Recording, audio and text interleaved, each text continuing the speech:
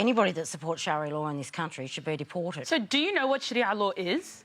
Yes, but it does not have Do you know rights. what it is? Me praying five Sharia law? Of course, me praying 5 times a day is Sharia. Okay. Right? Like basic... What about the equal rights for women? What about... That is completely separate from Islam. So now you can be a Sharia law supporter and be half pregnant at the same time. What are you talking about? You are talking about stuff you don't know anything about. Like, OK, I'm not going to attack you personally. But my frustration is that people talk about Islam without knowing anything about it, and they're willing to completely negate any of my rights as a human being, as a woman, as a person with agency, simply because they have an idea about what my faith is about. Excuse me, Islam, to me, is the most feminist religion, right? We got equal rights well before the Europeans. We don't take our husbands' last names because we ain't their property.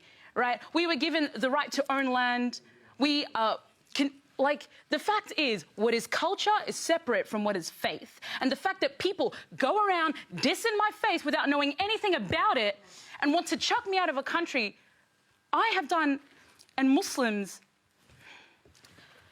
The fact is, Jacqui, I agree. The fact is, we have one law in this country, and it is the Australian law. It's not Sharia law. In Islam, not in this country. Do you know what not in my day. In Sharia, it says you follow the law of the land on which you are on. It says in Islam that you follow the law of the land on which you are on.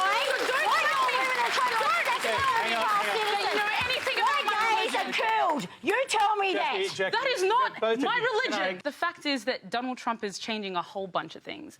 And the fact that we're normalising the kind of discussions and the kind of rhetoric that Donald Trump uses frightens me, right? It deeply makes me scared because, Jacqui, you talk about, and I apologise for yelling because that is unbecoming of a lady.